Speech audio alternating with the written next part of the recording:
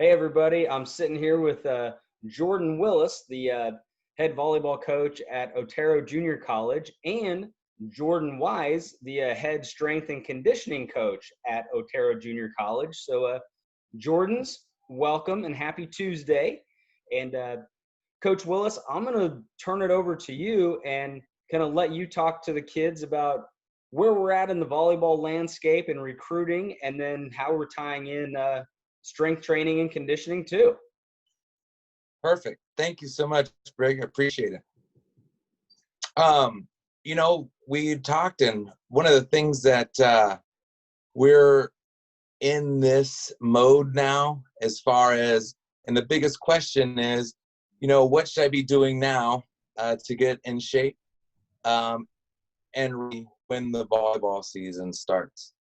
And today, I brought along our strength coach at Otero Junior College, who's also our fit center director, to help with some things that you may not be able to do at home, as far as actual having weight. So some body weight workouts and exercises to help there, as far as helping you get ready for the pending volleyball season if your weight room is closed or your gym facilities are closed in your town or city. And so at this moment, I'd like to introduce Jordan Wise. She is our fitness center director and strength coach, who we design our program together for our volleyball team. And welcome. Thank you, Jordan. I appreciate you being here with me today to talk about some things that kids or volleyball players can do at home. Hi guys, I'm Jordan Wise. Like Coach Willis said, I'm the strength and conditioning coach at OJC. So I know everything's a little bit different right now, and a lot of questions about what you should be doing this summer. And honestly, a lot of that depends on what you have access to, whether you do have access to a gym or fitness center. Some individuals do have access to weights, dumbbells, even resistance bands. But what we're going to talk about today is we're assuming that you have none of that. So it's a little bit different, but because we have no equipment, you do have to be kind of creative. And some of the top household items that you can use to complete resistance training exercises would be, one of my favorites is just a filled gallon jug. So you just fill it with water. You could fill it with sand, and you can use that as a dumbbell. It's only about 8.5 pounds, but it still does add resistance that you wouldn't have otherwise. You can also use filled backpacks. You can put textbooks in backpacks. Use that while you're squatting or performing other exercises, as well as filled totes. And as far as lighter weights, you can use cans and water bottles. Again, sometimes it feels a little bit silly to use these things to exercise, but because it's all that you have access to, I would definitely take advantage of it just to help maintain any strength that had been gained during the off season. Yeah, we've talked about this before, Jordan, that any weight that you can find around your house is tremendous. Again, if you have a workout program at your high schools that you do in your PE classes, great. But these kinds of things can help out overall. And like you said, as ridiculous it sounds, well, we're kind of in a ridiculous situation. And so because we're in this situation, we got to do the best we can with what we have and where we're at. And if you're limited on weights in your own home, find things that are heavy. In some cases, it might be throw a brother and sister on your shoulders, right? Do body squat or whatever. I mean, that might be ridiculous too, but again, it's doing something. As far as some of the specific things in the workout cycle, Jordan, what do you have set up, or what do you think is right for on a regular schedule? Is it every day? Is it every other day? Is it most days of the week, 5 times, 3 times? What are your suggestions? Of course, I know because we work together, but to help the kids out here Right. that we're talking to. So it really depends on everything that you are incorporating. So if you have like a jump program that you're doing some days, some of our sophomores are doing that on Tuesdays and Thursdays. They complete a jump program on Mondays, Wednesdays, Fridays. They do weights. So I would try to get at least 5 days of activity in, whatever that is. I like to personally, just leave 1 day for rest and recovery. So if you wanted to work out 6, that'd be great. But because of the lack of equipment, getting in 5 days is ideal. If you wanted to start with a little less and work up, that works as well. So normally, as far as our goals during this time, normally, because it is preseason, you're getting ready for your games to begin. Our main focuses would be improving our power, explosiveness. We'd like to maintain our strength that we have worked on the past few months, as well as volleyball specific. We want to really keep our shoulders healthy, work on shoulder stability, and one thing you can do to really to protect your shoulder is to increase your upper body posterior, so the backside, your back muscles strength. So a lot of pulling motions. So when you do that, that just gives you a lot more protection, makes you feel a lot better going into the season, knowing that your shoulders are healthy, stronger, more stable.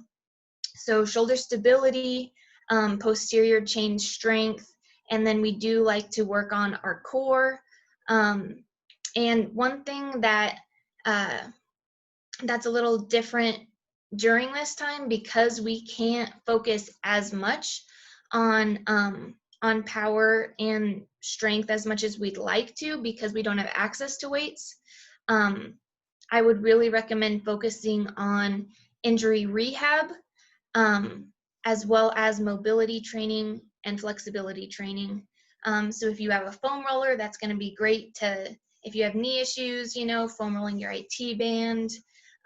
If you have shoulder injuries, working on your rotator cuff. So really utilize this time to still focus on power output and maintaining your strength. But because we don't have access to as much weight, as much resistance, training objects, then we can also put an emphasis on mobility and staying healthy. So kind of like I talked about earlier, by using the resistance objects that you find at home. I talked to one of our volleyball players, and she even had some heavy rocks outside that she was using. So just really being creative in those aspects, and also because of the lack of weights to still increase your power output, you can utilize plyometric exercises. So in the program that we just gave out to our incoming freshmen, you have block jumps and jump squats, and just incorporating more high intensity exercises. Another one I really liked was single leg hops to work on, unilateral explosiveness. So, and our workouts are going to be provided, right, for everyone? Yeah. I sent over the workouts to Brig for him to share with the athletes here, so they can see some of the dynamics that we have, and he's given us a thumbs up. So so that's huge. that he can get that to the girls to match with some of the things that you're saying, which I think is awesome.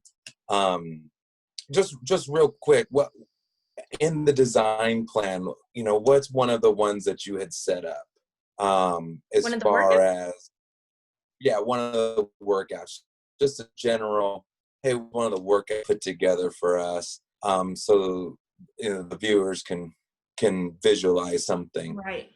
Potential. So we gave out 3 workouts. The first 2 are a little more standard.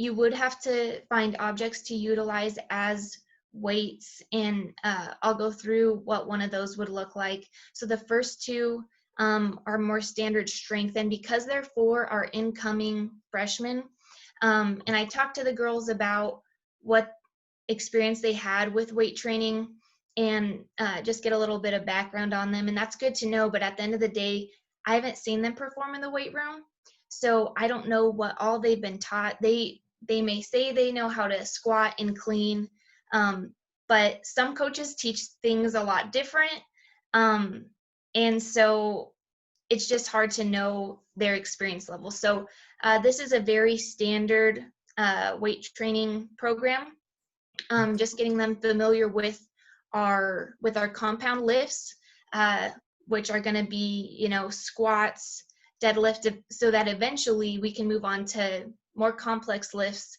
like cleans and high pulls. So just starting kind of from the ground up. And then our third workout is more body weight. You can complete it, without any equipment. But you also have the option to add weight if you're able to, if you have access, to things.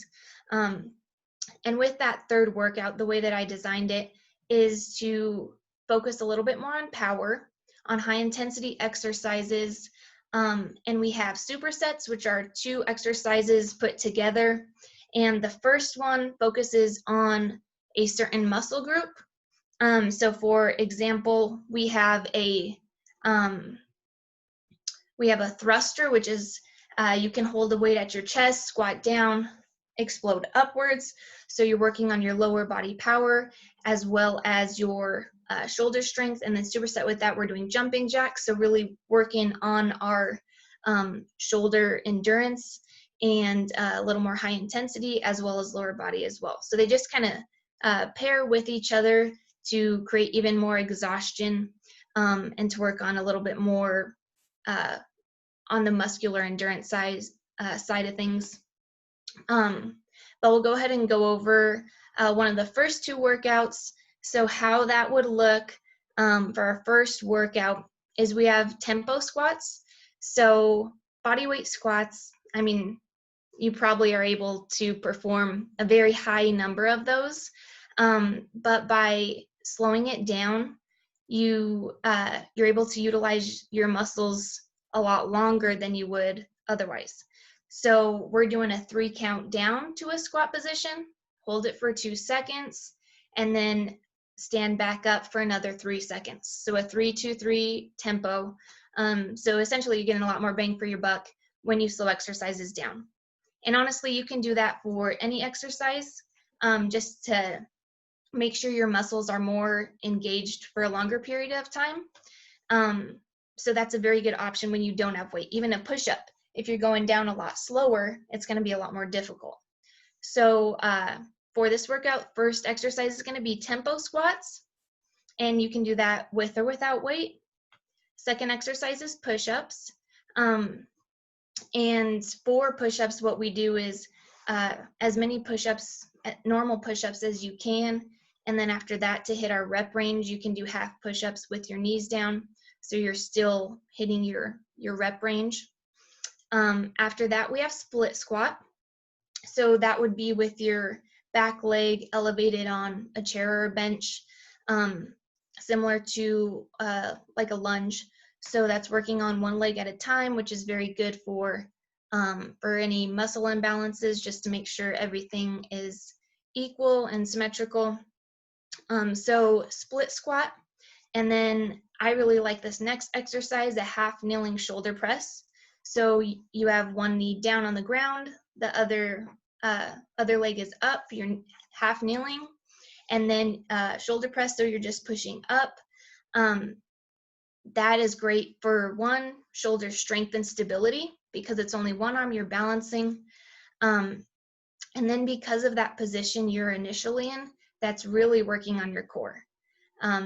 So I really like this exercise. It does a lot of different things. I think it's great for not only volleyball players, but any overhead athlete.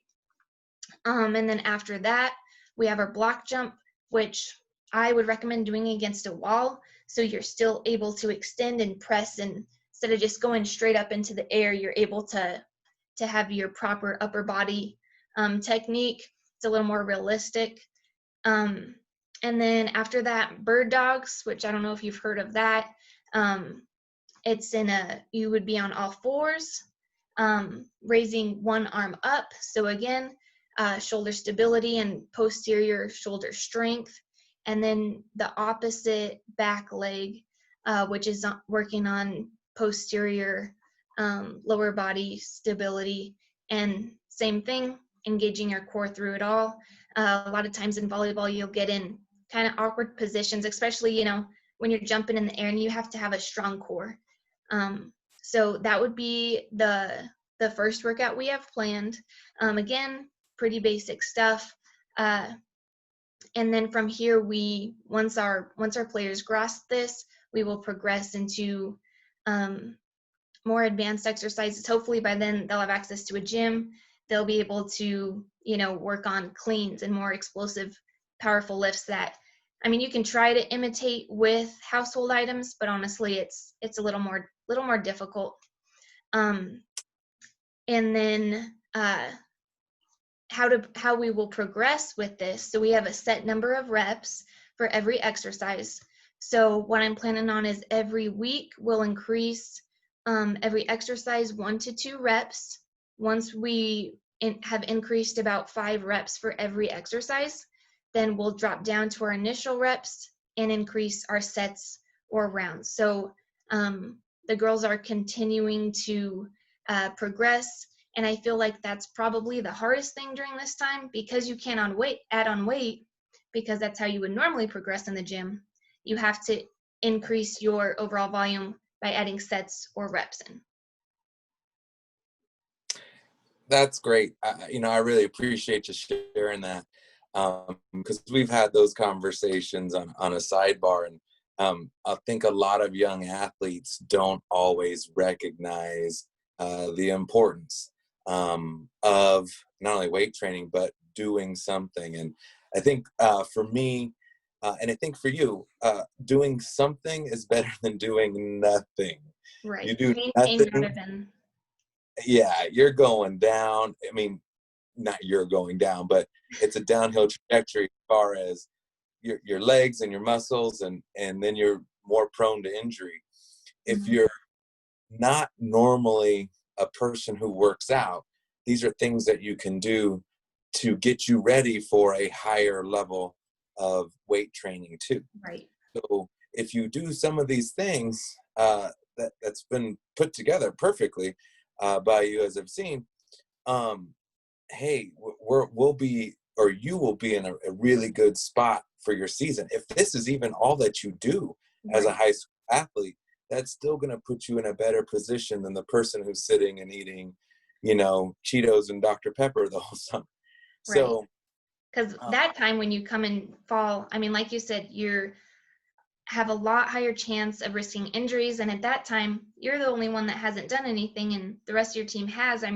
You're playing catch up the whole season. Right. And for the most part, trying to get through double days, if there are double days, trying to get through double days, having doing nothing is a brutal situation. Well, I appreciate you sharing that information as far as the exercises and the full exercise deal. Again, Brig has and is willing to share. But I appreciate you doing that for us, Jordan. Wonderful insights and explanation. So I really appreciate that. The other side of that, as far as volleyball wise, is how do you get ready for the upcoming season again? And if you're limited on different things, I've just got a few ideas and touch points. This is assuming that your coach has covered a lot of different things as far as your skill and position. Volleyball has never changed. It is always going to be a serving and passing game. And so because it's serving and passing, if you have a volleyball and you've got a wall high enough, preferably 8 to 9 feet, mark a spot somewhere. Stand about 10, 15 feet behind and serve at the wall. Try to work on hitting that spot. Again, women's height is roughly 7'4", as far as height of the net. And so if you're serving at between 8 and 9 foot clip, you're in a good spot. So pick a spot on the wall. Now, again, we're not trying to damage any garage doors or any walls that are breakable and things of that nature. So kind of keep that in mind if you have a volleyball. If you've got a small ball, one of those little small volleyballs, you can work on that too. Obviously less damage, etc. Again, if you're lucky enough to have a volleyball, doing some ball handling drills, simple ball handling drills. We've all done them. Pass to yourself, maybe 10 in a row, set to yourself 10 in a row, maybe one arm, do the other arm, maybe doing a tabletop, and again, another tabletop, and then put it all together, pass right, pass left, pass together, set, tabletop, and then we start all over. If you can do those things, that would help. If you're really good at that, as far as ball handling and juggling like that, try to stand up and sit down. Just passing to yourself. As you're standing, you go all the way down to the floor, and then you come back up. It's real difficult, but it creates that focus. Same thing with setting. You could do the same thing. Touching a ball is always better than not touching a ball in this case. So as far as serving and passing, those are things you can do. Again, if you have a brother, maybe a parent who's as well versed in volleyball, maybe you can pepper together and help that. But this is for you on your own. The next thing is probably setting. So there's a lot of wall work you can do. When you say, oh, we're sitting at home and we can't do anything. Well, if you have a ball and you have a wall, you can get 1,000,000 reps of just setting against the wall, again, in a high position, bouncing. You can rotate however you need. You could spin around. You can do one hand. You can go up and down. However, you can have 2 balls if you're lucky, and you can have one going up and down. There's 1,000,000 different things you can do there. If you're lucky enough and you have a hoop, maybe a basketball hoop, we've all tried this before, setting a ball into a hoop. Yeah, it's 10 foot. If you have an adjustable backboard, great. Put it at a height that you think is going to work for you. But setting into hoop, it's 10 feet isn't necessarily realistic, but for some players, they jump that high. However, at least you're working on your touch and that skill set. Then we need to talk about other things such as attacking and blocking. Again, you don't really need a ball for attacking footwork.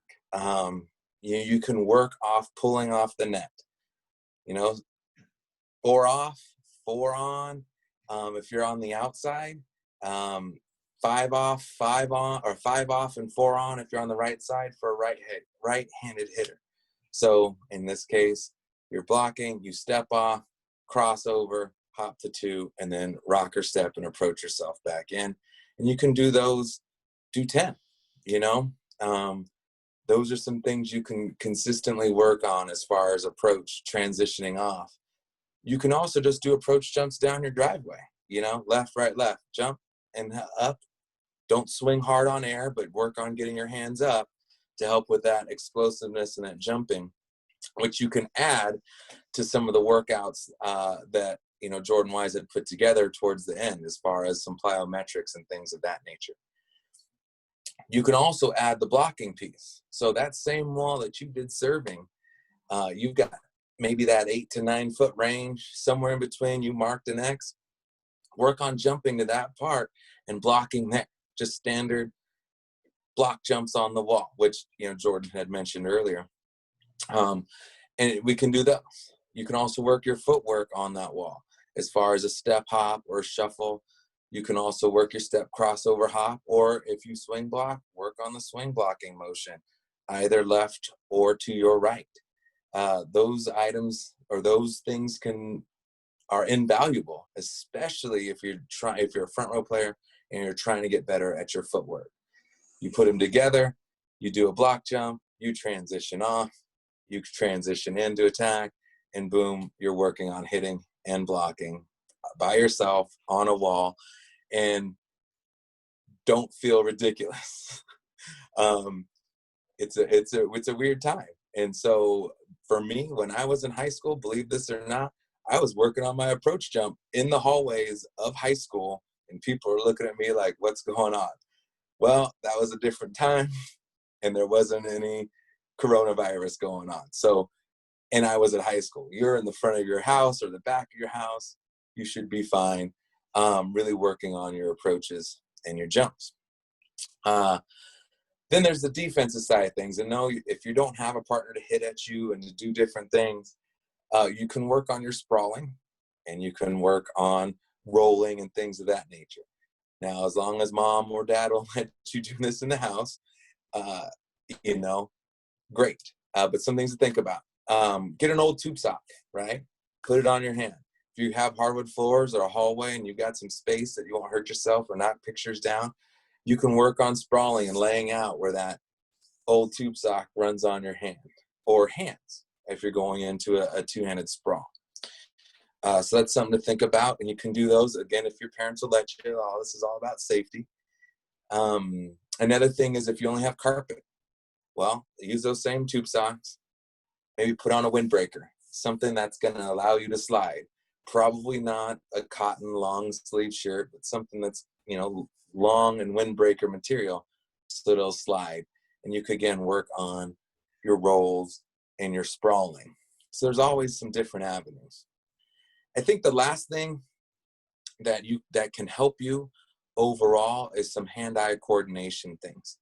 And I'm really big on hand-eye coordination.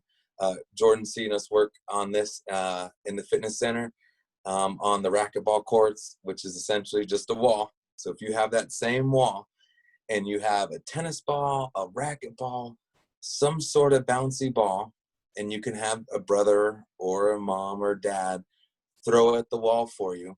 You want to stand again about 10, 15 feet apart. That person stands another 5 feet behind you and they throw on the wall, and you have to react. So if the ball bounces one way, you have to move, get still, get square, catch the ball with two hands, whichever direction. The other thing is you're only working on right hand catch. So they throw to your right, you move, you get still, you catch. You do 10 of those. You go to the left, throw, get still, and catch with your left, understanding how your hands work independently. We play volleyball, and so we're always told platform or setting and things of that nature. But when it comes to the overall game, these hands work independently. If I'm blocking here, I can reach here, or I can hear here. It doesn't always have to be together.